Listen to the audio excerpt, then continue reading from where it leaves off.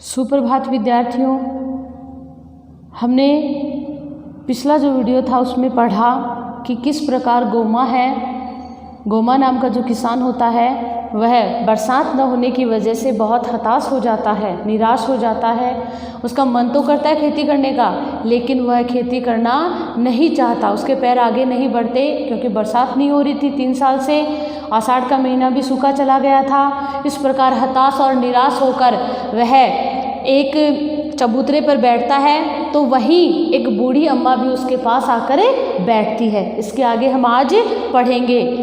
देखिए, बूढ़ी अम्मा ने कहा, मैं तो अपनी नातिन से मिलने पास के गांव जा रही हूँ, लेकिन तुम इस समय यहाँ क्या कर रहे हो। अब देखिए, बूढ़ी अम्मा कहाँ जा रही थी? अपनी नातिन, बेटी की जो बेटी होती है उसे नातिन कहते हैं। देखिए, बेटे की जो बेटी होती है वो पोती कहलाती है, लेकिन बेटी की जो बेटी होती है वह नातिन कहलाती है। तो वह अपनी नातिन से मिलने के लिए जा रही थी। यह समय तो खेत में हल जोतने का है, लेकिन तुम यहाँ आराम कर रहे हो। क्या तुम बीमार हो या तुम्हारे बैल बीमार हैं? कहीं तुम्हारा हल टूट तो नहीं गया है? अब देखिए, बूढ़ी अम्मा ने किस प्रकार का प्रश्न है वो गोमा से किया। उसने कहा कि यह समय तो खेती करने का है, हल जोतने का है, तुम यहाँ क्यों बैठे हो, आराम क्यों कर रहे हो? क्योंकि किसान के लिए अपना कार्य है वो सबसे पहले होना चाहिए। किसान के लिए ही नहीं बल्कि किसी भी व्यक्ति के लिए अपना लक्ष्य, अपना कर्म है वो सर्वप्रथम होना चाहिए। तो बूढ़ी अम्मा ने कहा, क्या तुम बीमार हो या तुम्हारे बैल हैं वो बीमार हैं या हल टूट गया है? तुम यहाँ आराम क्यों कर रहे हो? अब देखिए, गोमा क्या कहता है। गोमा बोला, नहीं अम्मा, ना तो मैं बीमार हूँ और ना ही मेरे बैल बीमार है। कि ना तो मैं बीमार हूँ और ना ही मेरे बैल बीमार है। मेरा हल भी नहीं टूटा है और मेरा हल भी क्या हुआ है? नहीं टूटा है। टूटी है तो मेरी हिम्मत। मेरा हल भी नहीं टूटा है, क्या टूटी है? मेरी हिम्मत, मेरी ताकत टूट गई है, कार्य करने का मन नहीं है। अम्मा, आप तो जानती हैं 3 साल से वर्षा ठीक से नहीं हुई है। 3 साल से क्या नहीं हुई है? बरसात ठीक से नहीं हुई है। इस साल भी यही हाल है, खेत जोत कर क्या करूं? 3 साल से बरसात तो हो नहीं रही है और इस साल भी यही हाल है, खेत जोत के करूं क्या मैं?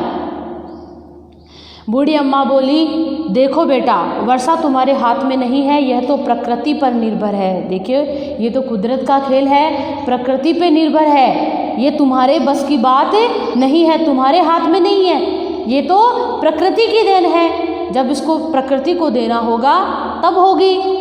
जब बादल बनेंगे तो वर्षा अवश्य होगी, बादल बनेंगे तब वर्षा अवश्य होगी। तुम्हारा काम है खेत जोत कर तैयार रहना। तुम अपना काम समय पर करो, प्रकृति अपना काम अवश्य समय पर करेगी, वर्षा अवश्य होगी। देखिए, जो गीता है, गीता में भी हमें यही प्रेरणा मिलती है, यही कि हमें कर्म करना चाहिए, फल की आशा नहीं करनी चाहिए। गीता के जो श्लोक है उनसे हमें यही प्रेरणा मिलती है। भगवान श्री कृष्ण ने अर्जुन को जब गीता का उपदेश दिया था तो उन्होंने यही कहा था कि तुम अपना कर्म करो, तुम अपना कर्म करो, जो फल देना है वो ईश्वर अपने आप ही देगा। और देखिए, बूढ़ी अम्मा भी वही बात कह रही है कि तुम अपना कर्म करो, प्रकृति को जो देना होगा, जब बरसात करनी होगी तब वह अवश्य करेगी। गोमा पुनः बूढ़ी अम्मा से बोला, पुनः नहीं फिर से, अम्मा, खेत बहुत कठोर हो गए हैं, खेत बहुत ही कठोर हो गए क्योंकि 3 साल से बारिश नहीं हुई और बारिश नहीं होने की वजह से खेतों में दरारें पड़ गई है और मिट्टी सूख गई है और मिट्टी सूखने की वजह से क्या होता है? वो कठोर हो जाती है। मेरे बैल दुबले हैं और बेचारे बैल दुबले हैं क्योंकि उनको इतना अच्छे से खाना, वो चारा नहीं मिल रहा उनका, इन्हें पेट भर चारा तक नहीं मिल रहा, पीने के लिए पानी तक की दिक्कत है, पीने की पानी तक की परेशानी है क्योंकि बरसात नहीं होगी तो पानी कहाँ से आएगा?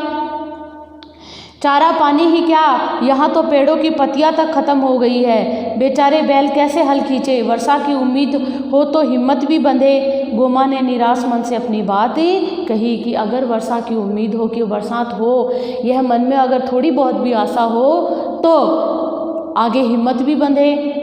बूढ़ी अम्मा बोली, बेटा, तुम निराशा की बात मत करो, पेड़ों की बात भी तुमने खूब कही, पेड़ तो यहाँ लोग काट रहे हैं। देखो, अब पेड़ भी कहाँ बचे। और ये वास्तव में हकीकत है कि हम खुद ही पेड़ों को क्या कर रहे हैं, काट रहे हैं। पेड़ तो बचे ही नहीं है क्योंकि चारों तरफ हरियाली होगी तभी तो बरसात होगी। अगर पेड़ अधिक होते हैं तो वर्षा भी अवश्य हो जाती। सारे जंगल से पेड़ों की कटाई जारी है। अब जो जंगल है उनसे पेड़ है लगातार कट रहे हैं। मनुष्य की जनसंख्या लगातार बढ़ रही है। रहने के लिए, आवास के लिए और अन्य जो साधन है उनकी उपलब्धता के लिए मनुष्य लगातार पेड़ों को काट रहा है। लेकिन उसे ये नहीं पता कि ये जो पेड़ वो काट रहा है वो अपने पैरों पे खुद कुल्हाड़ी मार रहा है। क्योंकि पेड़ हमारे लिए क्या है, जीवन है। वो हमें सिर्फ ऑक्सीजन ही प्रदान नहीं करते बल्कि उनकी वजह से ही बरसात भी होती है। पेड़ नहीं होंगे तो हरियाली कहाँ से होगी, हरियाली नहीं होगी तो वर्षा भी नहीं होगी। लेकिन जो हुआ सो हुआ, लेकिन जो हुआ सो हुआ। अब तो तुम लोग पेड़ों पर ध्यान दो। पीछे जो गया सो गया, लेकिन अब उस पर पछताने से कोई वो नहीं है। अब पेड़ों पे ध्यान दो ताकि हमारा जो आगे आने वाला कल है वो सुधरे। तुम निराश मत हो, खेतों में हल चलाओ, उन्हें हाँक जोत कर बोने के लिए तैयार करो। इस मौसम में कभी न कभी तो वर्षा अवश्य होगी। तुम्हारा काम तुम समय पे करोगे तो जैसे ही बरसात होगी तो क्या होगा, तुम्हें उसका फल भी जरूर मिलेगा। बूढ़ी अम्मा ने मुस्कुराकर गोमा की हिम्मत बढ़ाई। अब देखो, मुस्कुराकर गोमा की हिम्मत बढ़ाई, कितनी मतलब कि सकारात्मक दृष्टिकोण था उस बूढ़ी अम्मा का, बहुत ही सकारात्मक दृष्टिकोण था।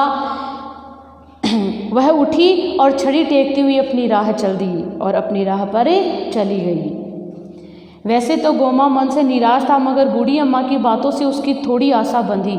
देखिए, अगर हम किसी को सही राह दिखाएंगे तो उसका थोड़ा बहुत तो अगले पर फर्क पड़ता ही है। अगले दिन उसने पूरे उत्साह से, पूरे जोश के साथ, उत्साह का मतलब जोश के साथ अपना खेत जोतना शुरू कर दिया। उसने लगातार 4 दिन तक हल चलाया। खेत खूब अच्छी तरह तैयार हो गए। गोमा अपना काम पूरा करके बहुत प्रसन्न था, बहुत खुश था, क्योंकि उसने अपना काम कर लिया था। अब प्रकृति को जो काम करना था वो उसके हाथ में नहीं था। अब वह बैलों को हाँकते हुए घर की ओर चल पड़ा। पूरी राह वह गुनगुनाता रहा। बूढ़ी अम्मा ने इस प्रकार उसके जीवन को क्या कर दिया, बदल दिया। सकारात्मक दृष्टिकोण से उसे आशावादी बना दिया। उस रात उसे नींद भी अच्छी तरह आई। 4 दिन की कड़ी मेहनत के कारण वह निढाल होकर सोया। आराम से निढाल होकर वह सोया 4 दिन की मेहनत के बाद। 4 दिन की कड़ी मेहनत के बाद वह, निढाल का मतलब काफ़ी थक गया था, तो उसे अच्छी नींद आई बहुत ज़्यादा थका होने की वजह से। सवेरे जब वह सोकर उठा तो गाय रंभा रही थी, और जब सोकर उठा तो गाय है वो रंभा रही थी। जैसे चिड़िया चहचहाती है, चिड़िया की आवाज़ चहचहाना या चिड़िया कलरव जो करती है, वैसे ही गाय की आवाज़ को कहते हैं रंभाना। गाय रंभा रही थी, जैसे कुत्ता है वो भौंकता है, वैसे ही बकरियां मिमिया रही थी। और बकरियां क्या कर रही थी, मिमिया रही थी। सवेरे सवेरे अपने पशुओं की आवाज़ सुनने के लिए उसके कान तरस गए थे। क्यों? क्योंकि पशु भी बारिश न होने की वजह से एकदम निराशावादी हो गए थे। पशुओं के मन में भी, क्योंकि उन्हें भी उनका जो चारा है वो नहीं मिला था, इसलिए वो भी दुबले और कमज़ोर हो गए थे। तो जब तक भोजन नहीं करते बेचारे आवाज़ कहाँ से करते। वह पुलक कर उठा। अब देखो, वह प्रसन्न होकर, एकदम खुश होकर उठा। उसकी पत्नी ने आंगन से आवाज़ लगाई। उसकी पत्नी ने जो आंगन है उसी से आवाज़ लगाई, अजी सुनते हो, बाहर तो आओ, वर्षा होने वाली है। अब देखिए, बरसात होने वाली है। गोमा झटपट बाहर आया।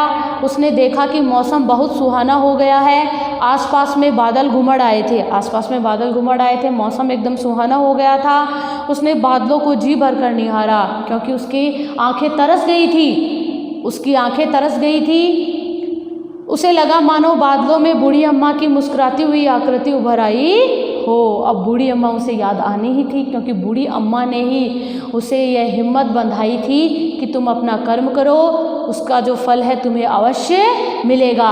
उसे बूढ़ी अम्मा की बात रह रहकर याद आ रही थी। उसने मन ही मन बूढ़ी अम्मा को प्रणाम किया, नमस्कार किया, धन्यवाद दिया और सोचा कि वे ठीक ही कह रही थी कि तुम अपना काम समय पर करो, हमें अपना काम समय पर करना चाहिए। क्यों? क्योंकि जो काम समय पर होता है वही व्यक्ति सफल होता है, जो काम समय पर करता है।